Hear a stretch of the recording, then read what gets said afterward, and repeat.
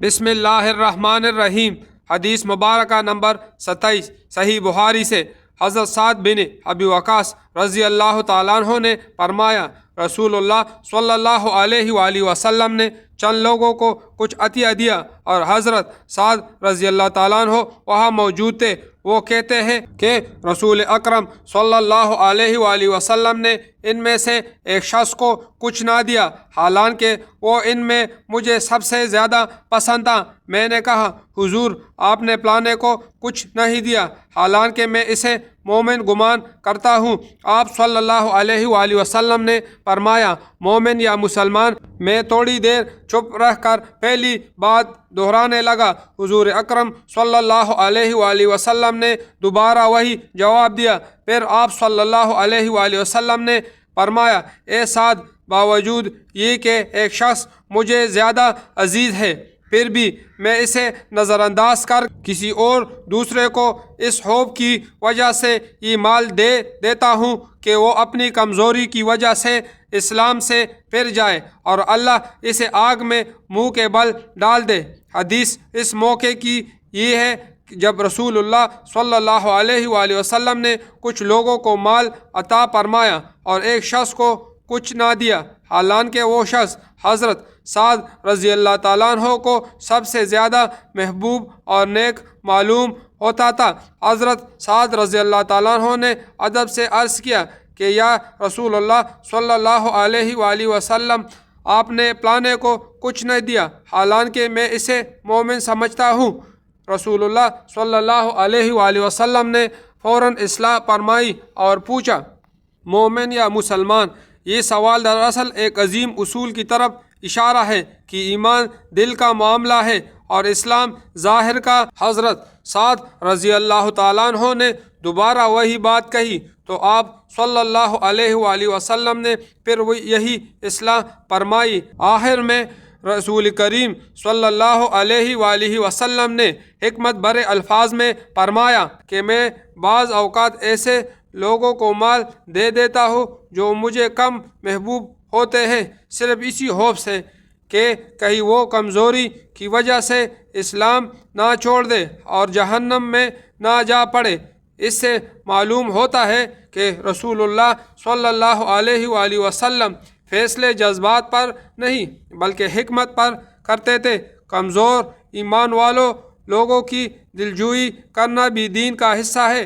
ہر نیک نظر آنے والا شخص ضروری نہیں کہ ایمان کے اعلی درجے پہ ہو۔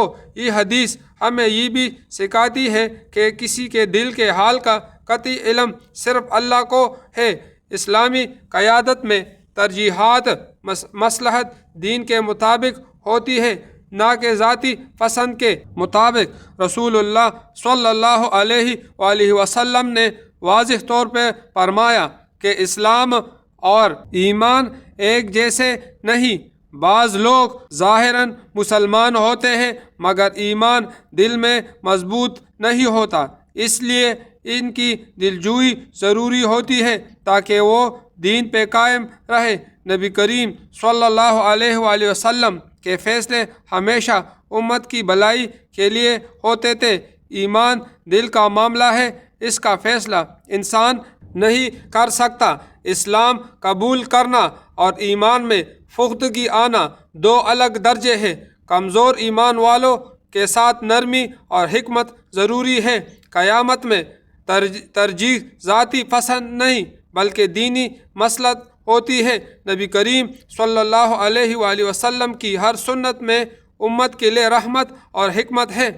حدیث مبارکہ نمبر 28 صحیح بخاری سے حضرت عبداللہ بن عمر بن عاص رضی اللہ تعالیٰ عنہ نے فرمایا، ایک آدمی نے رسول اللہ صلی اللہ علیہ وآلہ وسلم سے پوچھا، کون سا اسلام بہتر ہے؟ آپ صلی اللہ علیہ وآلہ وسلم نے فرمایا کہ تم کھانا کھلائے اور ہر شخص کو سلام کرے، خواہ اس کو تم جانتے ہو یا نہیں جانتے ہو۔ اس حدیث میں اسلام کے بہترین عمل پوچھے گئے۔ نبی کریم صلی اللہ علیہ وآلہ وسلم نے عبادات کے بجائے معاشرتی اعمال کو نمایاں کیا۔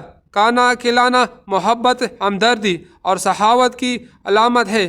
یہ عمل غریب، مسافر، پڑوسی اور رشتہ دار سب کو شامل کرتا ہے۔ سلام کرنا دلوں کو جوڑنے والا عمل ہے۔ سلام میں امیر اور غریب، جاننے والا اور اجنبی سب برابر ہے۔ اسلام صرف نماز روزے کا نام نہیں بلکہ لوگوں کے حقوق ادا کرنا بھی اسلام کا حسن ہے۔ سلام سے تکبر ختم ہوتا ہے، معاشرے میں امن اور بھائی چارہ پیدا ہوتا ہے۔ کھانا کھلانا بھوک مٹانے کے ساتھ دل بھی جیت لیتا ہے۔ یہ حدیث اسلامی معاشرے کی بنیاد بیان کرتی ہے۔ سلام پھیلانا ایمان کی علامت ہے۔ رسول اللہ صلی اللہ علیہ وآلہ وسلم خود سلام میں پہل فرماتے تھے۔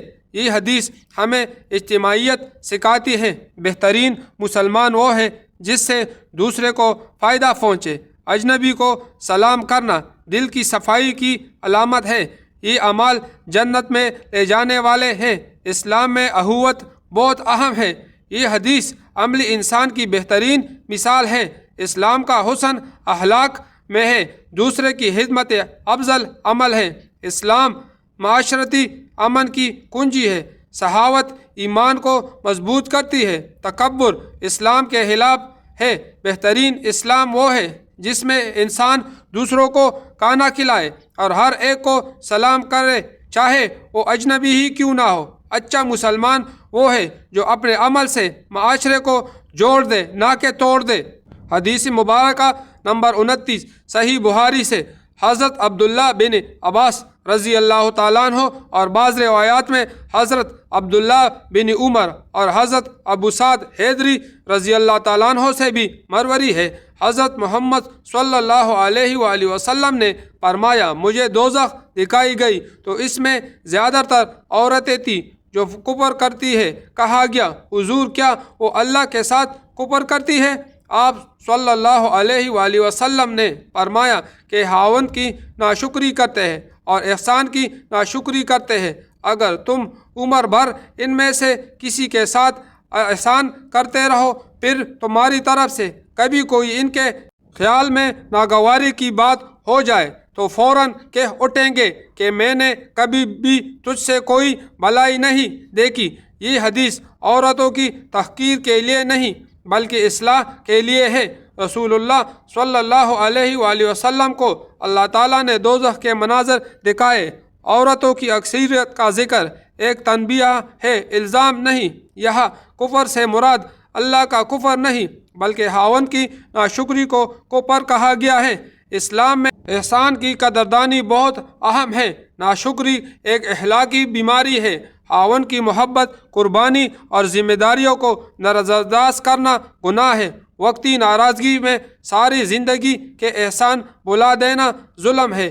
یہ رویہ گھریلو زندگی کو تباہ کر دیتا ہے۔ نبی کریم صلی اللہ علیہ وآلہ وسلم نے عورتوں کو نصیحت کے طور پہ یہ بات فرمائی، اس لیے آپ صلی اللہ علیہ وآلہ وسلم نے عورتوں کو صدقہ دینے کی بھی تلقین کی ہے۔ حدیث کا مقصد اصلاح معاشرہ ہے۔ اسلام مردوں کو بھی شکر گزار بننے کی تعلیم دیتا ہے۔ عورتوں میں جذبات غالب ہوتے ہیں، اس پر قابو ضروری ہے۔ شکر گزاری ایمان کا حصہ ہے، ناشکری شیطانی صفت ہے۔ خاوند اور بیوی کا رشتہ باہمی احترام پر قائم ہے۔ اے لمحے کی ناراضگی میں بڑے احسان کو جھٹلانا خطرناک ہے۔ یہ گناہ انسان کو دوزخ کے قریب کر دیتا ہے۔ اسلام عورتوں کو عزت دیتا ہے مگر ذمہ داری بھی دیتا ہے۔ بیوی کا شکر گزار ہونا گھر میں سکون لاتا ہے۔ خاوند کی قدر کرنا عبادت بن سکتا ہے۔ یہ حدیث عورتوں کے لیے رحمت کی نصیحت ہے۔ اللہ تعالیٰ عدل کرنے والا ہے۔ ہر فرد اپنے اعمال کا خود ذمہ دار ہے۔ عورتیں اگر اس عادت سے بچ جائے تو کامیاب ہے۔ حدیث ہمیں زبان کے استعمال کا ادب سکھاتی ہے۔ میں نے کبھی بھلائی نہیں دیکھی کہنا بہت بڑا ظلم ہے۔ شکر گزاری نعمتوں میں اضافہ کرتی ہے، ناشکری نعمتوں کے زوال کا سبب ہے۔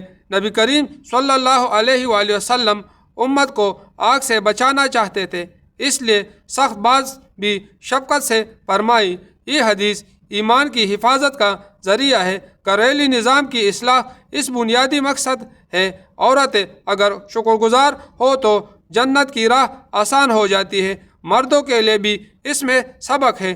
یہ حدیث اخلاقی توازن سکھاتی ہے۔ نبی کریم صلی اللہ علیہ وآلہ وسلم کی ہر بات رہنمائی پر مبنی ہے۔ اس حدیث پر عمل دنیا اور آخرت کی کامیابی ہے۔ یہ حدیث سکھاتی ہے کہ خاوند کی ناشکری اور احسان فراموشی ایک بڑا گناہ ہے۔ نبی کریم صلی اللہ علیہ وآلہ وسلم نے عورتوں کو تنبیہ فرمایا تاکہ وہ اپنے رویے درست کرے اور دوزخ سے بچ سکے۔ یہ حدیث اصلاح، رحمت اور رہنمائی پر مبنی ہے۔ شکر گزاری ایمان کو مضبوط کرتی ہے اور ناشکری انسان کو ہلاکت کی طرف لے کر جاتی ہے۔ اے اللہ، ہمیں شکر گزار بندوں میں شامل فرما، ہمیں ناشکری اور احسان فراموشی سے بچا، ہمارے اخلاق اور ہماری زبان کی اصلاح فرما، ہمارے گھروں میں محبت، سکون اور رحمت عطا فرما، ہمیں ایسے کام کرنے سے محفوظ رکھ جو تجھے ناراض کرے، ہمارا خاتمہ ایمان پر فرما اور ہمیں اپنی رحمت سے جنت میں داخل فرما، آمین یا رب العالمین۔ اگر ویڈیو پسند آئی ہو تو ویڈیو کو لائک کریں، دوستوں میں شیئر کریں اور ہمارے چینل کو سبسکرائب کر دیں۔ اگلی ویڈیو تک کے لیے اجازت دیجیے گا۔ اللہ حافظ۔